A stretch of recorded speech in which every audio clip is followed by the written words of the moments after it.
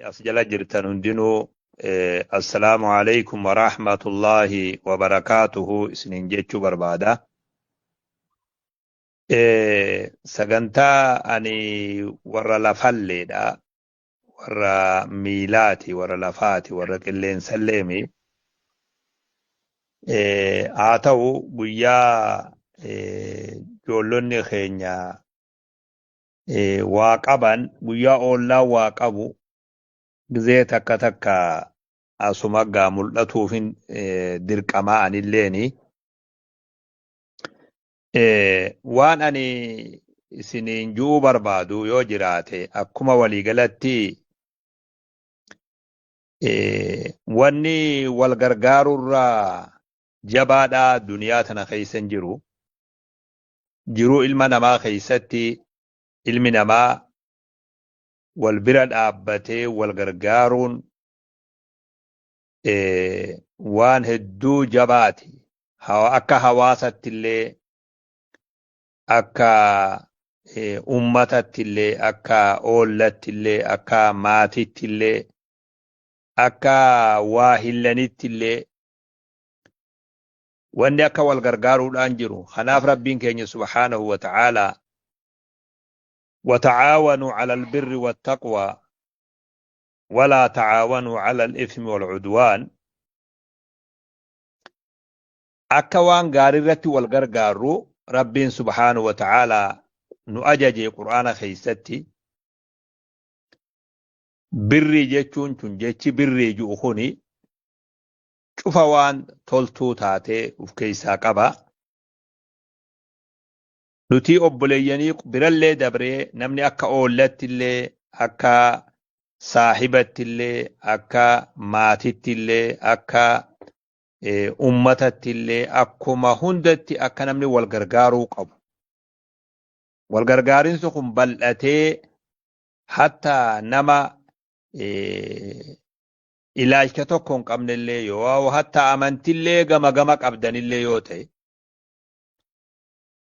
wal gargaaruun xabi'aa ilma namaa keeysatti rabbiin godhe akka tahee quraanni kun nu barsiisa nabiin keenya alayhi salaatu wassalaam akkuma isin hundi beeytan والله في عون العبد ما دام العبد في عون أخيه ربين غرغارسا أبليسا غرغارسا غبريتشسا خيستي جرا ni gargaara gabrichasaa waan gabrichi obboleessa fi gargaareen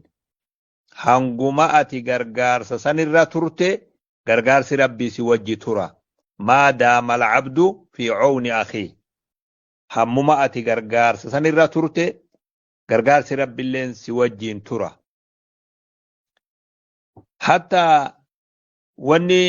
akka du'aa'ii kadhalleen eeyba ati obboleessa kee tokko eebbiftu ati malaayikaatu si eebbisa nabi alayhi salaatu wassalaam afdalu al'acmaali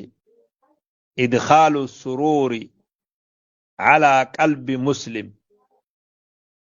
hujii ilma namarraa jaalatamtuun rabbi biratti obboleessa ofii gammachiisuudha gammachuu qalbii muslimarratti naquudha وان أكنا فكاتو هدو دليل أدى نبي عليه الصلاة والسلام لأن أمشي مع أخي المسلم حتى أقضي له حاجته نما تقو مسلمة وجديمي لمساتو هنگا إسارا ودلتي وجديمتو قام خيتي جالتما مسجد خيخنا خيست اعتكافة الرجاء النبي صلى الله عليه وسلم وان كان هند ونن كاسف خنافي خنا فكاتولي حال اسني والغرغارو داف درمتن مراكز الدرا اني اسجل تريجرا ولا لا تري اني اكتي وخدتني بيخو اكتي غما درا دفنيس وجين كنو جي خيامي نمني مركز الدرا درمتي والبرد أبتودف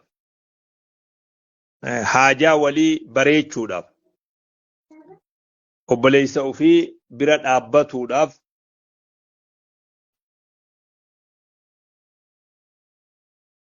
akkasitti dirmachuun keessan kuni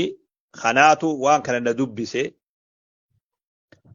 ammallee ar'allee borullee fuula durallee duniyallee ta'ee aakhirallee ta'ee diinillee ta'ee diinagdeellee ta'ee hawaasummallee ta'ee oollummallee ta'ee maatummallee ta'ee milkooynee fiixa bahuu hin dandeenyu yoo wal gargaarre malee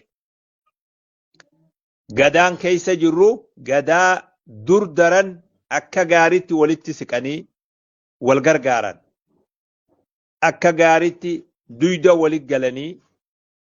walit galanii aduwwii ofirraa eegan duyda walit deebi'anii gaachana walii tahanii akka gaaritti da'waa ceesisan da'waa irratti wal gargaaran markazuma amma abbaatti taatanii hoogganaa markaza baluu jettan kuni yoo duyda walit galanii waliin gargaarin innummaan kunilleen fiixa bahuu hin danda'u waan isinii muka jallu dhageeffadha duulli adda addaa khani duyda walit galanii ofirraa dhoorkan jiru waa xilaataa lubbuu namaa barbaadu qofaami nama khayrii hundaan xilaata ta'e waan naamusaa fi adaba jedhan hundaan xilaata ta'e waan akhlaaqa jedhaniin xilaata ta'e gariin namaa deemee wama diin jedhaniinuu xilaata ta'uun afaan sarraa babaayuu eegalte yeroo kana keessatti haga durdaran walis siqanii wal gargaaruun yeroo murteessaa gubbaa jirti wama hundaafu warra markaza kana jala jiru hunda kanan dhaamsa isinii godhaa guyyaa har'aa waan irratti wal geessan kana milkeessuuf waan wajji jirtaniif haalli kun mijjaawu osoo wajji jiraachuu baatanii haalli kun mijjaawu akka gaariitti tokkummaa cimsaa wajji jireenya cimsaa wal gargaaruu cimsaa irkoo walii tayaa irree walii tayaa gaachana walii tahaa wal bira dhaabbadha akka gaariitti rabbiin keenya subhaanahu wa ta'aala almu'minuu munaafiqtoonni kaafirtoonni ba'duhum awliyaa'u ba'din je wa illaa taf'alu takun fil ardi fitnatu wa fasadun kabiir je yoo isinis akkasanitti akka tuuttisu wal deeggartutti wal deeggaruu baatan dachiin baddeenuu je rabbiin namoonni akhlaaqa fi naamusa xiqqaa tokko gaa arge irratti duulee dhaamsuudhaaf ifaa xiqqaa tokko yoo arge irratti duulee dhaamsuudhaaf wal gargaaree gama gamaa wal jalaa butee sheer isin jettan san godhee sharrii dalagu yeroo lafa guutetti warri haqa dalagu haqarra jiru hayni harkasaa jiru wal gargaaree walitti siqee wal gargaaruu dhabuun dadhabbii akkanaa duniyaa gubbaan jirtuu bees kanaafuu haala irra jirtan kanarra jabaadha ammoo waa hunda dura waan qaawa wahii da'watti banu waan namoota qalbii darreetiif qaawa ta'u waan namoonni warra faana dogoggorte qofa eegu kanaa duniyarra jiraa beeku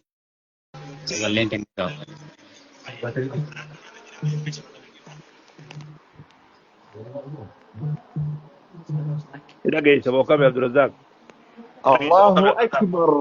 الله أكبر أستاذ كينيا أستاذ إبسا أولباتني ماكي قبل بابا ني دغاما بارك الله فيك ني رب شمت لك أما اتفاق ني دغاما مايكي بنميتو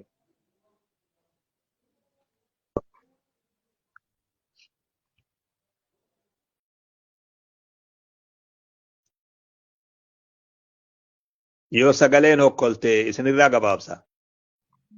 ni dhagama baba akka ajaa'ibaati gara xumuraa deemaa jiranii yeroo ilma namaa keessa nama arraba dogoggore qofa eegu jira warra yaada dogoggore qofa eeguu jira warra faana mucucaatte qofa eeguu jira warri markazarraa gaafatamtan markaza iimootis ta'e markazuma fedheewu bakka khayriin itti dalagamtu yoo quraanni itti qara'amu namni naannawa kana hojjettan hundi keessanuu uf eeggannaa akka nama siraax irra jirutti uf eeggannaa barbaachisa haasawni keenya tiifamaa ta'uu qaba hujiin keenya tiifamaa ta'uu qaba yeroo taphaatii fi yeroo dhugallee yeroo taphaatillee yeroo goofataatillee yeroo dhugallee yeruma hunda keessatti akka gaariitti yeroo uf eegan gubbaa jirra markaza eeguudhaaf isin tokko tokkoon keessan itti gaafatamni keessan itti gaafatama amantiiti malee hamataa keessanii qofaami kanaafuu guyyaa irraa kana ani akkam godhaa isiniin jechuulleen beeku guyyaa irraa kana bifa barbaachisuun akka gaariitti bareechitanii ilmaan xixiqqaa san akka ilmaan xixiqqaan sun ilmaan xixiqqaan maqaa kaaftan suni akka adeerran ufirraa waan gammachiisuun dhabne isin hundiree adeerran ilmaan saniiti koonis adaada koonis haboodha koonis akkasi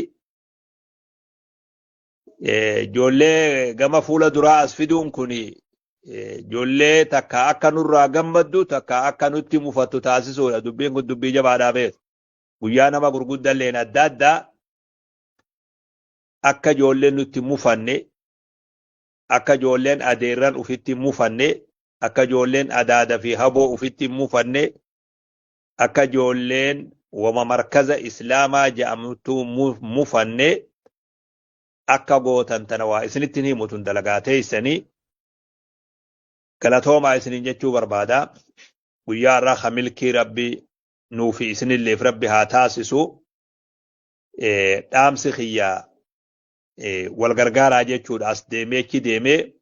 wal gargaarinsi irraa dirmattanii asin mul'attan kun haala bareedaadha jechuu isinii gaduma cimsuu barbaade yoo guyyaa irraa wajjin munaasabaa yoo walitti qajeeluu baate haasawni kiyya khawarratti qajeeluutiin bakka buusaadha kiyya kanas kiisharraa achi aanu ta'us kiishuma tokko keessa kaaya assalaamu alaykum warahmatullaahi wabarakaatu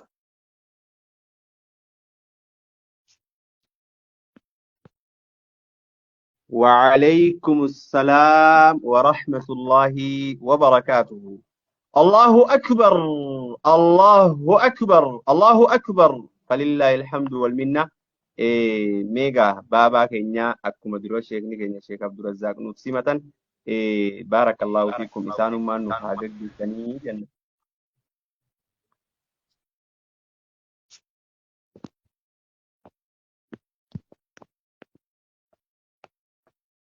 الله أكبر شبكة ثانية تقبل جرنا فكاتا هي بابا كينيا شيخ أمين إبرو جزاكم الله خيرا دام بابا كينيا نولين أكا بكانجين أبدي قبل إن شاء الله كنافو دام سنبرا خايتن بابا كينيا أكا إسنجم متشفنو أبدي قبل إن شاء الله galatoomaa ulfaadhaa yaamicha keenya kakabajaa kajaalalaa owwaattanii dhaamsa bareedaa kana nuuf kennu jechaatu nutti xiqqaataa jennaa mee ustaaz abbaa gammachiis baabaa nuuf gaggeessaa Allahu akbar sheekha keenya kabajamuuf jaalatamoo Sheekh Amiin Ibroo kan biyyattii garagaraa deemanii da'awaa godhuudhaan hawaasa tajaajilaa turan sagantaan ustaaz Najjaas sagantaa ilma kiyyaatii sagantaa boonsuu qabnu jedhee dhugaa rabbii beeksisa ajaa'ibaa nu godhe nu gammachiise haa galatoomu jechaa sheekhaa roobeetillee waan dhufee jiruuf maayikii nu haa qabatu sagantaanni kan namaa fi sagantaa tartiibaan wal duraa duubaan eegallaa arra mudiirri sagantaa kanaa sheekha keenya Sheekh Muhammad Arroolleeti Allahu akbar abbaa tajwiida abbaa majlii isaanii beeytanii sheekhni keenya Sheekh Muhammad Arroollee Sheekh Amiin keenya nu haa gaggeessu anarra isaatu itti mala waan ta'eef nu haa gaggeessaniin jaa maayikii nu banadhaa Sheekh Muhammad Arroollee Allahu akbar